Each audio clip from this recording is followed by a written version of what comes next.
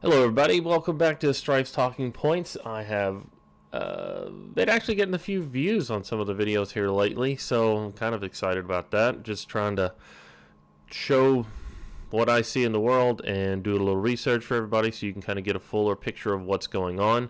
And today I want to talk about Venezuela. It's all over the news. It keeps popping up on my Google page. It's various international news sites, and I think it needs to have a little bit of looking into. I've been sitting here doing research. I was looking at the last couple days, but anyway, just going to jump right into it. Here's actually a story from Vox: how Venezuela went from a rich democracy to a dictatorship on the brink of collapse. Now, it's very interesting that they call it a rich democracy here on Vox, because I know for years I've been told how Venezuela was the epitome of what socialism should look like in a country, where they basically nationalized the oil industry, broke it into co-ops, and it was hugely beneficial. However, now it's called a rich democracy or a dictatorship. It's extremely interesting. You can read through the Vox article, and they talk about not far from the U.S., a desperate leader is steering a once prosperous democracy towards dictatorship. Nicolas Maduro, the president of Venezuela, is scrambling to cling to power in his country, is battered by unprecedented economic crisis, and in the process, he's becoming an autocrat. You see that autocrat thrown around a lot. We've actually seen it here in the U.S. Different people called Obama, Bush. They're calling Trump an autocrat, where they're just skipping by the legislative branch and becoming more of, wouldn't want to say a dictator, more of the executive branch of government. That single leader is where the power is focusing on.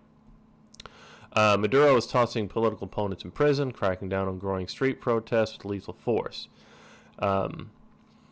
Basically, for the last few years, Venezuela has been having a massive crisis on the worldwide stage, and it seems to be getting worse over time. And I want to kind of discuss what's going on there. I found lots of interesting stories about Venezuela coming out trying to use China-style controls. Again, this was a unique story. I'd never heard this, and the government was spending about $70 million to bolster national security, to build a fatherland database. Very strange, but that is very much in the process of China. Here's another story. U.S. sanctions squeeze Venezuela's Chavismo elites. This time it's oil.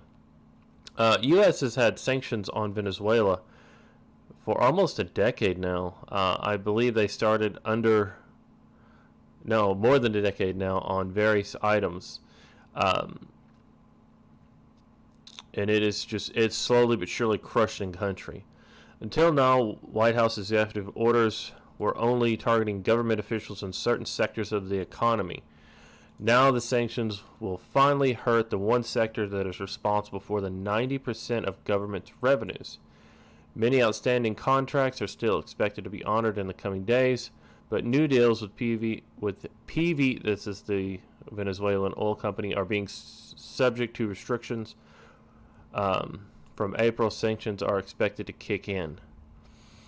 This is us going directly after their oil. Why? Because we don't believe the election was valid. The U.S. is essentially trying to make it difficult to get the oil revenues directly from ordinary Venezuelans and bypass the government. Basically, the U.S. has decided we don't like the election, so we're going to shut it down. Mr. Bolton said the sanctions would block $7 billion in the assets and more than $11 billion lost in export proceeds over the next year. So the U.S. in our majesty has decided that Venezuela had a bad election. We don't trust the results, so we are going to push back against another country's elections. And here's Mark Rubio. State Department has certified the authority of interim president Jay Guaido to receive and control property and accounts of the government of Venezuela or Central Bank of Venezuela held by the Federal Reserve Bank of New York and other U.S. insured banks. The U.S. has just transferred the ownership of Venezuelan money from the sitting president Maduro to the ousted opposition leader of the country. So we have decided that he is no longer the president, that this man is, and the U.S. is granting the money to this man for his use overall. Billions of dollars, including the current sanctions we're having with them.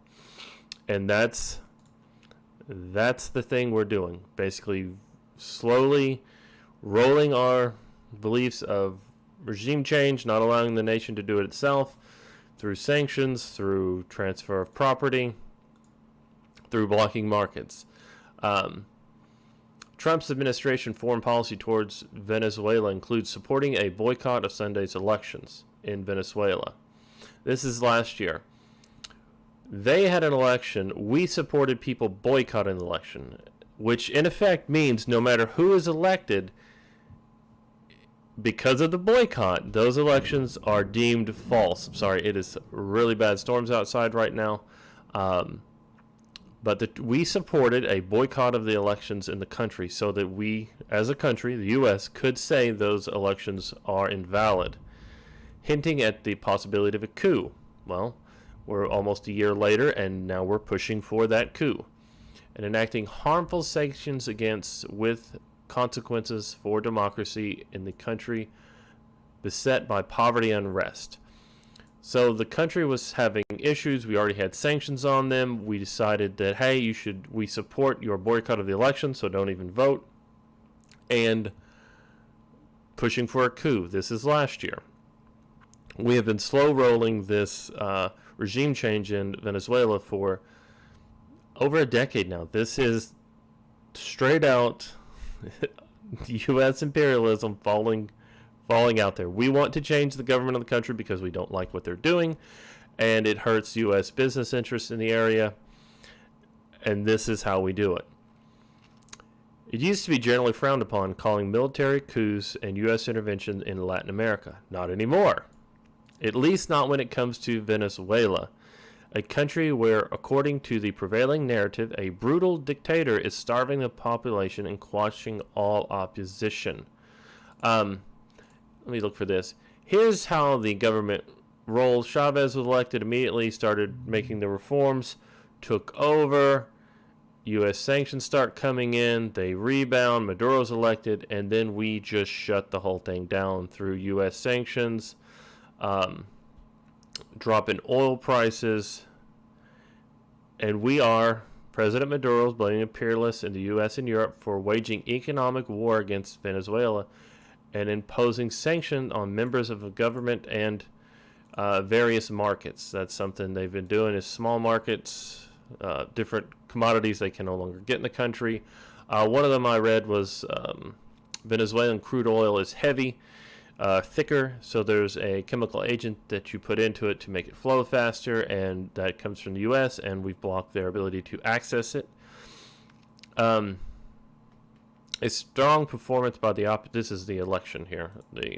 The strong performance by the opposition led to a reduction of legislative powers due to the judiciary's increasing scope and politicization. Oh, it's hard to say that word.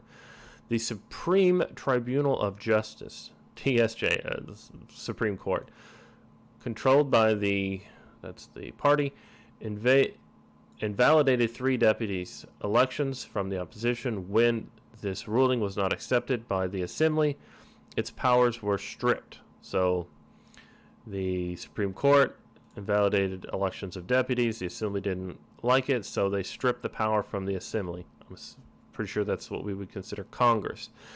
The old legislative body was dismissed and transferred into the new Constitutional Assembly. This is part of what is going on now. This is similar to the Constitutional Assembly of 1999. having power to change the Constitution and dismantle pre-existing officials and or bodies themselves. The members of the Constitutional Assembly were chosen in 2007 during elections that were largely boycotted by the opposition with accusations of illegitimacy.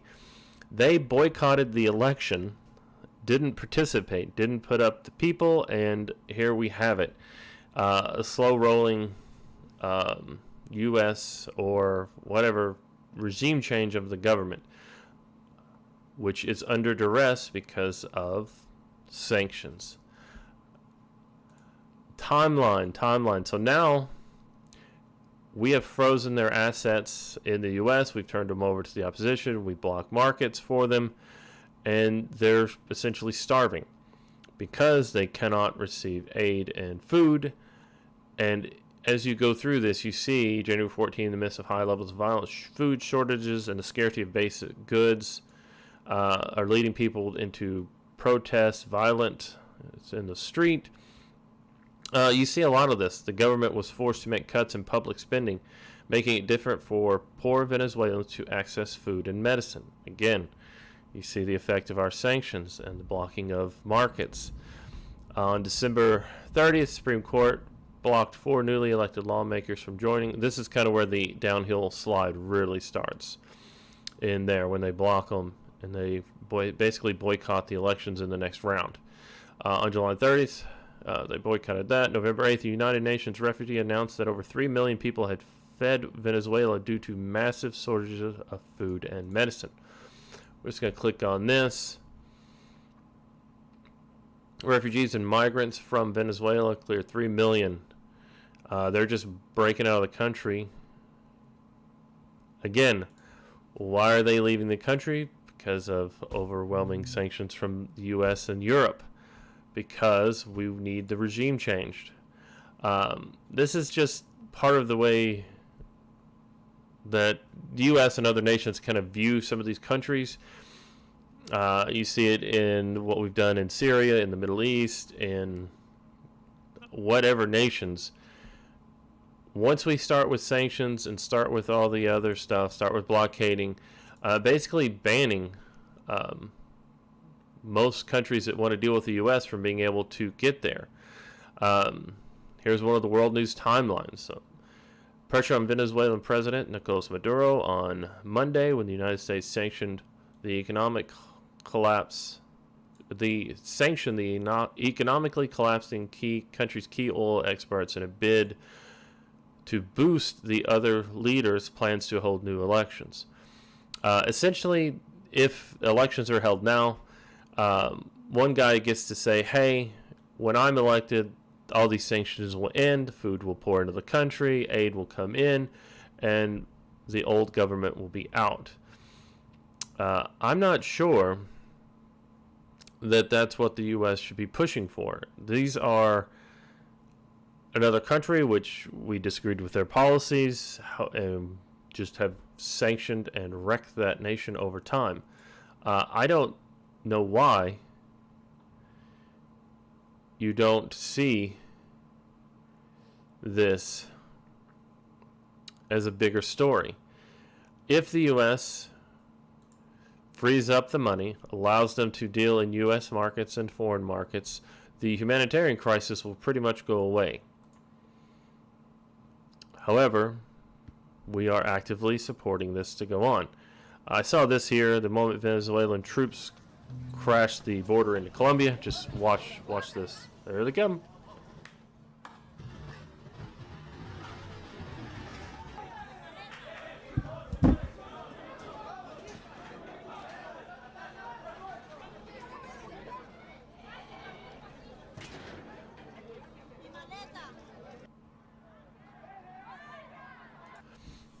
So they're trying to leave a country that essentially the U.S. is trying to force to change governments. And again, I don't agree with Maduro, with anything that's going on there. However, I don't see that regime change, that the changing of the guard of a nation should be what the U.S. does. Riots, suffering, starvation, looting, robbing, burning, forcing 3 million refugees out of a country. Is that what the U.S. should do? Is that how we should act? I think no. And it was interesting to go onto RT and kind of read a different perspective on this. Venezuela struggles to find buyers for its oil after U.S. sanctions. Following the U.S. sanctions on Venezuela, oil inventories have swelled to a 5-year high as the nation struggles to find buyers. At the end of January, the U.S. imposed sanctions to help prevent further diverting of Venezuela's assets by Maduro to preserve the assets for the people of Venezuela. Our sanctions are essentially starving and forcing millions of Venezuelans out, but so be it. The path to sanctions relief for the company is through the expeditious transfer of control to the interim president or a subsequent democratically elected government, the Secretary of Treasury Steve Mnuchin said. So, you want the sanctions in? Either give it to the guy that we want or a election that we control. Very simple. A week after sanctions were announced, people familiar with the matter told the Journal that Venezuelan oil exports are sharply falling off while storage tanks in the country are filling up as they struggle. The U.S. sanctions not only cut off Venezuelan exports to the U.S. states, its key outlet market until a few weeks ago, but also the ban of exports of naphtha. I don't know what that is, but that's the stuff they use to dilute the oil to make it. And as always with any type of sanctions, the U.S. holds political power over the other markets to keep people from buying them. U.S. National Security Advisor John Bolton warned countries and companies against buying crude oil from Venezuela after the Latin American country's oil minister Manuel Quevedo said during a surprise visit to India that Venezuela wants to sell more oil to the fast-growing Indian market. So not only are we not going to buy the oil, but no one else should either, because we need the election, we need the regime to change. We don't care if 3 million immigrants, 3 million migrants. We don't care starvation. We don't care riots. None of this matters. What matters is what we say, what the U.S. wants. See one guy, you see a handful of guys there. I'm assuming you see these pictures of just these guys standing up to no one and just trashing the streets. You see them everywhere. It was a contested election, which in the U.S. we have contested elections all the time. I don't know why that's so crazy, but now burning, rioting, starvation, death, and we're okay with it so long as you continue or until you switch. U.S. border provocation to topple Maduro was set for February 23rd. That is today, Moscow warns. A dangerous large-scale provocation is scheduled for February 23rd. I'll be interested if this actually happens. The U.S.-run provocation may take shape of an aid convoy crossing the Venezuelan border. So we've limited their ability to buy and sell goods. We've limited their ability to sell and their oil. And now we are sending aid to them, other than allowing the country to function. What a weird commercial. Anyhow.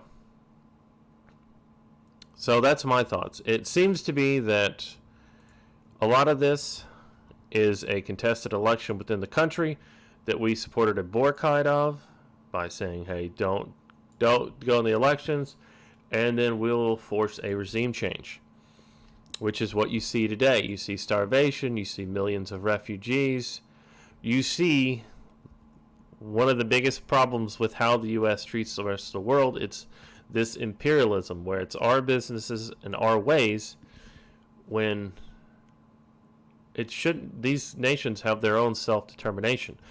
Sure, Maduro, Chavez aren't people that the U.S. likes. What does that have to do with the U.S.? This country,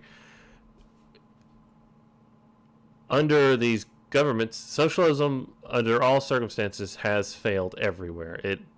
It can't grow except in what you're doing. You see now in China, but that's only because they've installed basically free markets in the country to allow it to work. And that's not the point of this. The point of this whole thing is once the U.S. began its sanctions and pushing it back against these nations for the idea of regime change, it's over.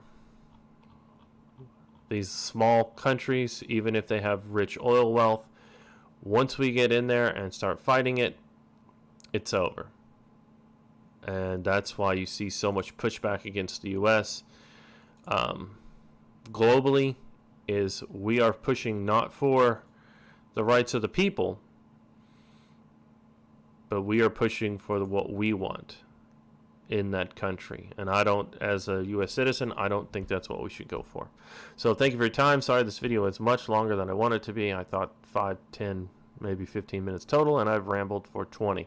Post your comments below. Feel free to like, share, subscribe. I enjoy making these because I like doing the research. I like going through the stories, and I hope you all do too. Goodbye.